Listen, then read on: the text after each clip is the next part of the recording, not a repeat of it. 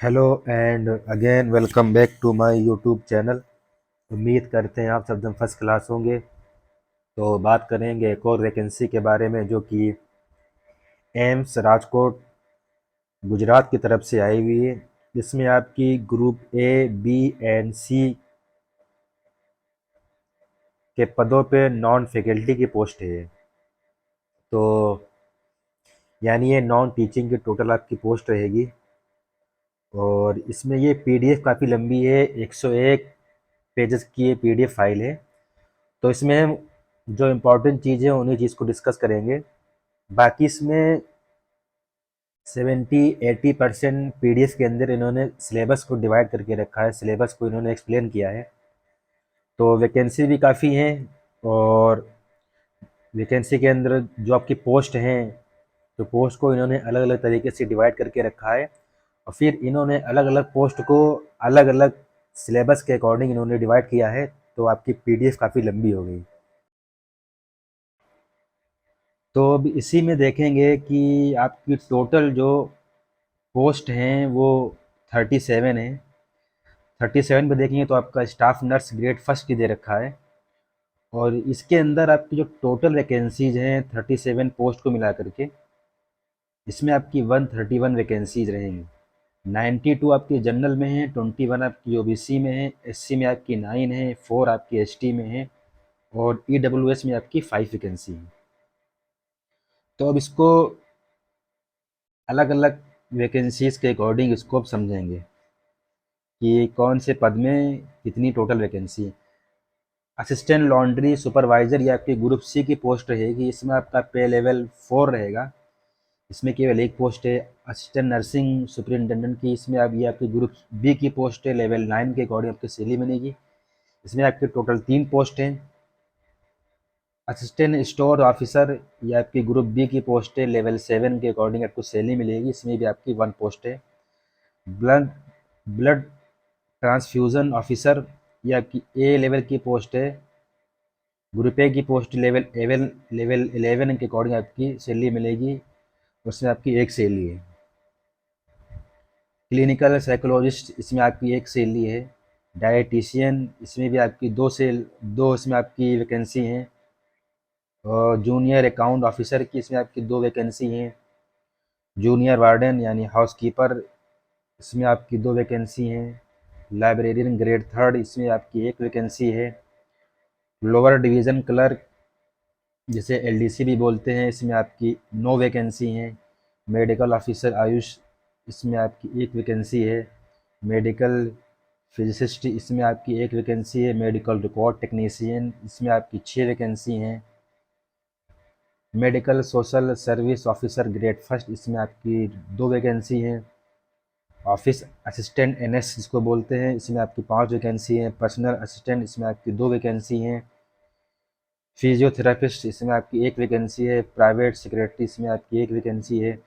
Junior engineer air conditioning and refrigeration इसमें आपकी एक वैकेंसी है। जूनियर इंजीनियर इसमें आपकी एक वैकेंसी है। जूनियर इंजीनियर की इसमें भी आप इलेक्ट्रिकल ऊपर आपका सिविल, इन दोनों में एक एक आपकी वैकेंसी है। जूनियर हिंदी ट्रांसलेटर की इसमें आपकी एक वैकेंसी है। जूनियर मेडिकल रिकॉर्ड ऑफिसर इसमें आपकी 2 वैकेंसी हैं। Speech therapist technical assistant ENT इसमें आपकी एक वैकेंसी है। असिस्टेंट एडमिनिस्ट्रेटिव ऑफिसर इसमें आपकी एक वैकेंसी है।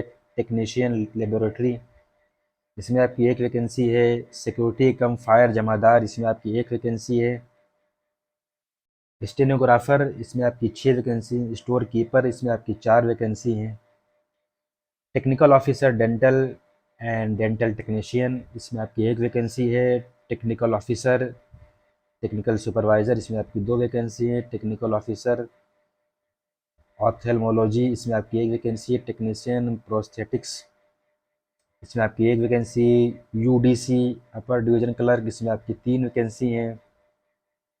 वार्डन हॉस्टल इसमें आपकी 2 हैं। योगा इंस्ट्रक्टर इसमें आपकी एक वैकेंसी है। तो जो सबसे ज़्यादा आपकी वैकेंसी है वो स्टाफ नर्स ग्रेड फर्स्ट में है। इसमें आपकी जनरल में 21 जो हैं वो फीमेल की हैं। उसमें 5 आपकी मेल की हैं। ओबीसी में आपकी 12 फीमेल की हैं और 3 मेल की हैं। एससी में आपकी 6 फीमेल की हैं, 2 मेल की। एसटी में आपकी 3 फीमेल की, 1 मेल की। और आपकी ईडब्ल्यूएस में आपकी 4 फीमेल की हैं, 1 मेल की हैं। तो टोटल इसमें आपकी 58 वैकेंसीज़ हैं, 46 फीमेल की हैं और आपकी 12 इसमें मेल की रहेंगी। अब हम बात कर लेंगे इसमें क्वालिफ़िकेशन के बारे में। तो असिस्टेंट एडमिनिस्ट्रेटिव ऑफिसर की जो आपकी पोस्ट रहेगी, इसमें आपकी 21 से 30 साल आपकी एज रहनी चाहिए। बाकी जो एज रिलैक्सेशन है वो आपको कैटेगरी वाइज मिलेगा ही। इसमें आपके पास अगर केवल डिग्री है किसी भी यूनिवर्सिटी या इंस्टीट्यूट से, तो आप इसके लिए फॉर्म भर सकते हैं। फिर डिज़ायरेबल में दे रखा है एमबीए पीजी, अगर ये आपके पास डिप्लोमा है तो अच्छी बात है। और आपको नॉलेज होना चाहिए, गवर्नमेंट रूल एंड रेगुलेशन का आपके पास नॉलेज होना चाहिए। और प्रोफिशिएंसी इन कंप्यूटर्स में आपके पास होना चाहिए। डाइटिशियन इसमें आपकी 21 से लेकर के 35 तक की होनी चाहिए। इसमें आपका एमएससी होना चाहिए home science food and nutrition, या आपका एमएससी होना चाहिए क्लिनिकल न्यूट्रिशन एंड डायटेटिक्स, या आपके पास एमएससी होना चाहिए फूड साइंस एंड न्यूट्रिशन में, या आपके पास एमएससी होना चाहिए फूड एंड न्यूट्रिशन डायटेटिक्स। तो इन आपके पास एमएससी होना चाहिए इन किसी भी फील्ड में। फिर इसके साथ साथ आपके पास 3 ईयर का एक्सपीरियंस होना चाहिए 200 बेडेड हॉस्पिटल का। तो अब इनमें हम इस बात को, आपकी वीडियो काफ़ी लंबी हो जाएगी, तो जिनमें एक्सपीरियंस मांगा हुआ है, अब हम उस पोस्ट को डिस्कस नहीं करेंगे। जहाँ पे एक्सपीरियंस नहीं मांगा हुआ है, केवल उसी पोस्ट को डिस्कस करेंगे। जिसे आप देखेंगे तो असिस्टेंट लॉन्ड्री सुपरवाइजर में, इसमें भी आपके पास 2 साल का इन्होंने एक्सपीरियंस मांगा हुआ है। तो जो आप इस पीडीएफ को डाउनलोड करके, जिनके पास एक्सपीरियंस है तो वो एक्सपीरियंस की वैकेंसीज़ में अप्लाई कर सकते हैं। लेकिन अगर हम सारी वैकेंसीज़ को डिटेल्स में बताएंगे तो वीडियो आपका काफ़ी लंबी हो जाएगा। तो जिनमें एक्सपीरियंस नहीं मांगा हुआ है उसी को केवल डिस्कस करेंगे। देखिए इसमें भी आपका 6 ईयर का एक्सपीरियंस मांगा हुआ है। और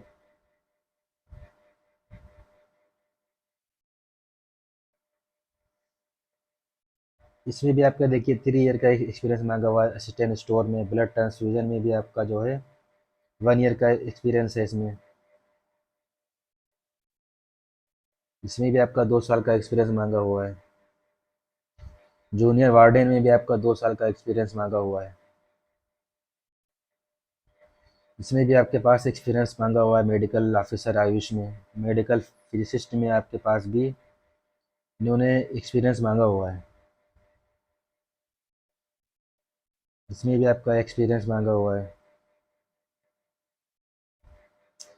जूनियर अकाउंट ऑफिसर में भी आपका एक्सपीरियंस ही मांगा हुआ है 2 साल का।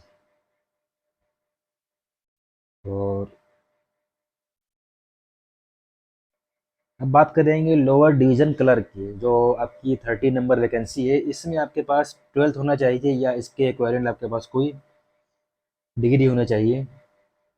अगर आपके पास 12th भी है तब भी आपका काम चल जाएगा। इसमें इन्होंने टाइपिंग टेस्ट मांगा हुआ है 30 वर्ड पर मिनट आपका इंग्लिश में, 35 वर्ड पर मिनट आपका इंग्लिश में और 30 वर्ड पर मिनट आपका हिंदी में होना चाहिए। 10 मिनट के अंदर आपको ये टाइपिंग करनी होगी। तो बाकी आपको बेसिक कंप्यूटर का नॉलेज होना चाहिए। तो इसमें कोई एक्सपीरियंस नहीं मांगा हुआ है आपका एलडीसी में। अगर आपके पास 12th है और आपके पास नॉलेज है कंप्यूटर का, और आपकी टाइपिंग स्पीड कंप्यूटर पे 35 वर्ड पर मिनट इंग्लिश में और 30 वर्ड पर आपकी हिंदी में है 10 मिनट्स में, तो आप इसके लिए अप्लाई कर सकते हैं। इसमें भी आपका एक्सपीरियंस मांगा हुआ है, इसमें भी आपका एक्सपीरियंस है। अब बात करेंगे ऑफिस असिस्टेंट की, तो इसमें आपके पास डिग्री होनी चाहिए किसी भी यूनिवर्सिटी से, तो आप इस फॉर्म को अप्लाई कर सकते हैं। अगर आपके पास केवल डिग्री है किसी भी इंस्टीट्यूट या यूनिवर्सिटी से, तो आप इसके लिए अप्लाई कर सकते हैं पोस्ट नंबर 16 के लिए। अब बात करेंगे पर्सनल असिस्टेंट के बारे में, तो इसमें भी आपके पास डिग्री होनी चाहिए और आपके पास इसमें 40 40 मिनट्स इंग्लिश में और 55 मिनट्स हिंदी में, हिंदी ऑन ए कंप्यूटर आपकी इसमें डिक्टेशन 10 मिनट्स का आपके पास इसमें होना चाहिए।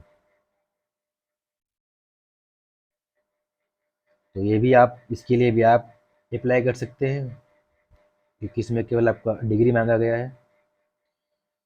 बाकी प्राइवेट सेक्रेटरी में अगर आप देखेंगे तो आपके पास डिग्री होनी चाहिए किसी भी इंस्टीट्यूट से। फिर आपके पास स्किल टेस्ट इसमें भी आपका है, डिक्टेशन में आपके पास है 7 मिनट्स और एट द रेट 120 वर्ड पर मिनट आपके पास होना चाहिए, और ट्रांसक्रिप्शन में आपके पास 45 मिनट्स इंग्लिश में और 60 मिनट आपका हिंदी में होना चाहिए कंप्यूटर पे। तो इसमें भी आपके पास केवल डिग्री होनी चाहिए। बाकी आपका स्किल टेस्ट है, ये तो आप आराम से सीख सकते हैं। इसमें भी आपका एक्सपीरियंस मांगा गया है। इसमें भी जूनियर इंजीनियर सिविल में, इसमें आपके पास ग्रेजुएट होना चाहिए सिविल इंजीनियरिंग में किसी भी यूनिवर्सिटी या इंस्टीट्यूट से। डिज़ायरेबल में 2 साल का एक्सपीरियंस है, वो ज़रूरी नहीं, अगर है तो अच्छी बात, नहीं है तो भी कोई बात नहीं, वरना आप जूनियर इंजीनियर के लिए अप्लाई कर सकते हैं। अब जो आपका अगला दे रखा है इसमें भी आपका जूनियर इंजीनियर इलेक्ट्रिकल, इसमें आपके पास ग्रेजुएट डिग्री होनी चाहिए इलेक्ट्रिकल इंजीनियरिंग में किसी भी इंस्टीट्यूट से, तो आप इसके लिए अप्लाई कर सकते हैं। अब जूनियर हिंदी ट्रांसलेटर में आपके पास मास्टर डिग्री होनी चाहिए आपके पास हिंदी में, और आपका एक सब्जेक्ट होना चाहिए इलेक्टिव या कंपलसरी में, वो आपका डिग्री लेवल पे, या आपके पास मास्टर डिग्री होनी चाहिए इंग्लिश में, लेकिन आपका हिंदी में एक सब्जेक्ट होना चाहिए, वो आपका इलेक्टिव या कंपलसरी होना चाहिए डिग्री लेवल पे। तो आपके पास अगर ये क्वालिफिकेशन है तो आप इसके लिए अप्लाई कर सकते हैं।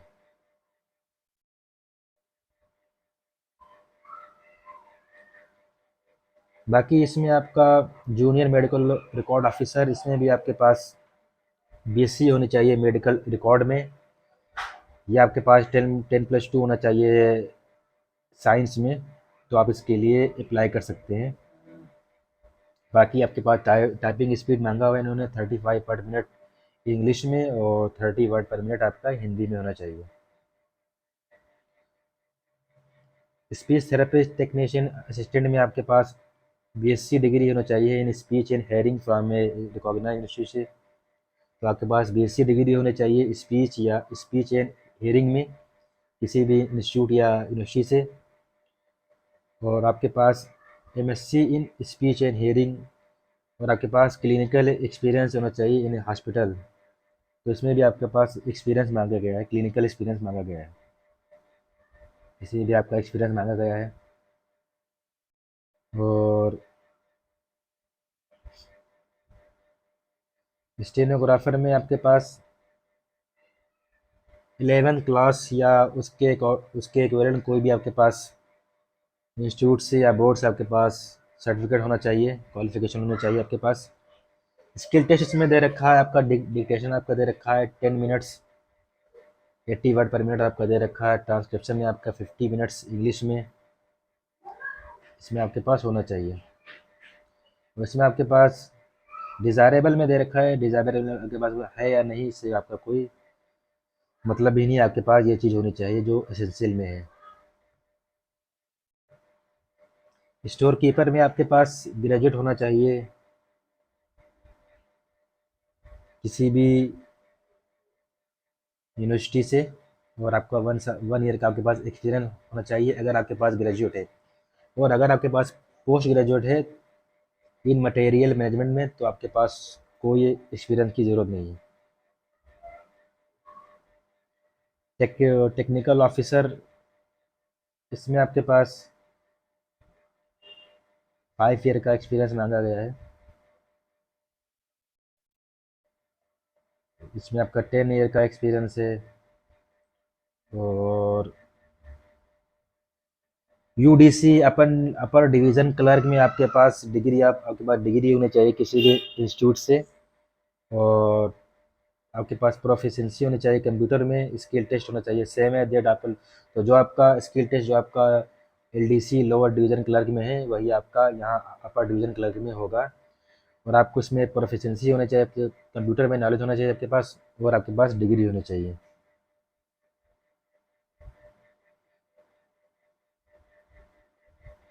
वार्डन हॉस्टल, इसमें आपके पास एक्सपीरियंस मांगा गया है। स्टाफ नर्स में आपके पास, इसमें भी आपके पास एक्सपीरियंस मांगा गया है कि 3 साल का आपके पास एक्सपीरियंस होना चाहिए 100 बेडेड हॉस्पिटल का या हेल्थ केयर का, ये हेल्थ या आपका हेल्थ केयर इंस्टीट्यूट का। इसमें आपके पास बीएससी नर्सिंग होनी चाहिए, 4 साल का आपके पास कोर्स होना चाहिए। अब बात करेंगे इसकी लास्ट डेट के बारे में। तो जो इसकी लास्ट डेट निकली हुई तो 7 अक्टूबर अप्रॉक्स की लास्ट इसकी डेट है स्टार्टिंग की। तो यहाँ से आप 30 डे का ले लेंगे तो अप्रॉक्स आपकी ये 7 नवंबर आपकी लास्ट डेट बनेगी। इसमें आपकी एप्लीकेशन फ़ीस जो रहेगी अनरिजर्व और ओबीसी कैंडिडेट की वो आपकी 3,000 रहेगी, और एससी एसटी ईडब्ल्यूएस की आपकी 1,500 रुपये रहेगी। और जो पीडब्ल्यूडी कैंडिडेट हैं उनकी कोई भी एप्लीकेशन फ़ीस नहीं है। अब जो एम्स के अंदर ये हमेशा आप देखेंगे तो एप्लीकेशन फ़ीस हमेशा ज़्यादा होती है, 3,000 2,500 2,000 ऐसी होती है। तो इसी वजह से क्या होता है कि बहुत सारे लोग फॉर्म फिल नहीं कर पाते, इसीलिए इसके अंदर कंपटीशन ज़्यादा नहीं होता है। तो कंपटीशन ज़्यादा नहीं होने की वजह से आपका सिलेक्शन इसमें आसानी से हो सकता है, क्योंकि फ़ीस ज़्यादा होती है, लोग फॉर्म को फिल नहीं करते इतना। तो अगर आप फॉर्म को फिल करेंगे, आपके पास क्वालिफिकेशन ये है, तो आप इसके लिए ज़रूर अप्लाई करिए, बहुत सारा चांसेस रहते हैं इसमें सिलेक्टेड होने के। अप्लाई करने के लिए आपको AIMSRajkot.edu.in पे जाना पड़ेगा, वहाँ पर जाकर के आप उसको अप्लाई कर सकते हैं। इसमें आपका सीबीटी एग्ज़ाम होगा, जो कि आपका राजकोट, अहमदाबाद, नोएडा, दिल्ली और आपका मुंबई में होगा। एज रजिस्ट्रेशन आपका दे रखा है, एस सी एस टी आपका 5 साल रहेगा, ओबीसी आपका 3 साल रहेगा, और पीडब्ल्यूडी का आपका 10 साल इसमें रहेगा। बाकी और भी इसमें एज रजिस्ट्रेशन दे रखे हैं, ग्रुप वाइज इसमें दे रखा है, सी पोस्ट के लिए आपका दे रखा है, ग्रुप सी पोस्ट के लिए, और फिर आपका ऐसे दे रखा है, ग्रुप बी पोस्ट के लिए दे रखा है, ग्रुप देखेंगे सी पोस्ट के लिए दे रखा है। तो आप इसको ये पीडीएफ डाउनलोड करके इसको देख लेना। ये आपका सिलेक्शन प्रोसीजर वगैरह आपका दे रखा है कि ग्रुप ए जो पोस्ट रहेंगी उनके लिए क्या क्या रहेगा। तो बिफोर इंटरव्यू वेरिफिकेशन, तो इसमें आपका एग्ज़ाम होगा और आपका इंटरव्यू आपका इसमें रहेगा। इसमें दे रखा है a screening test will be held, तो आपका इसमें स्क्रीनिंग टेस्ट होगा, फिर इसके बाद आपका इसमें इंटरव्यू रहेगा। तो इंटरव्यू से पहले दे रखा है कि इसमें आपका डॉक्यूमेंट वेरिफिकेशन होगा, फिर जो शॉर्टलिस्ट कैंडिडेट किए जाएंगे उनका आपका इंटरव्यू होगा, फिर उसके बाद आपका फाइनल सिलेक्शन रहेगा। जो ग्रुप बी है उसी की पोस्ट हैं, selection will be done on the basis of performance candidate in CBT, जो आपका इसमें सीबीटी होगा उसके उसके बेसिस पे आपकी जो है मेरिट बनेगी, और जो आपका क्वालिफाइंग होगा वो आपका स्किल टेस्ट आपका वो आपका क्वालिफाइंग रहेगा। The CBT will be 2 parts, जो आपका सीबीटी रहेगा आपको 2 पार्ट में रहेगा। Part will be carrying 20% weightage, तो पार्ट वन में आपका 20% वेटेज रहेगा, और पार्ट सेकंड में आपका 80% मेरिट रहेगा। और जो आपकी मेरिट बनेगी वो आपकी पार्ट फर्स्ट और पार्ट सेकंड के बेस पे आपकी मेरिट बनेगी। फिर आपका इसमें स्किल टेस्ट वगैरह होगा, जिनमें स्किल टेस्ट दे रखा है, फिर आपका डॉक्यूमेंट्स वेरिफिकेशन आपका होगा इसमें, फिर आपका इसमें फाइनल सिलेक्शन हो जाएगा। तो जो आपका इसमें सीबीटी रहेगा, अन रिजर्व को 40% लाने ज़रूरी है क्वालिफाइंग के लिए, OBC non creamy layer EWS के लिए 35% लाना ज़रूरी है, और जो S C S T P W जो कैंडिडेट हैं उनके लिए 30% लाना ज़रूरी है। 0.25 की आपकी नेगेटिव मार्किंग रहेगी।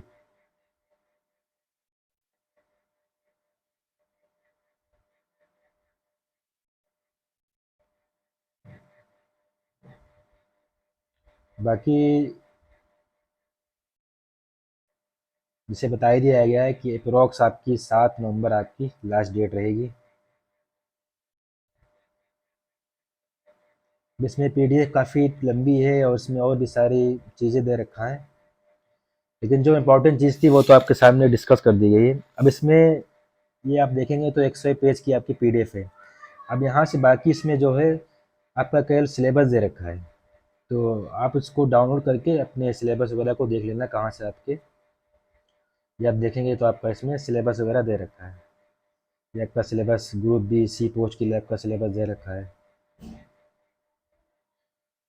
ठीक है, okay, thank you very much.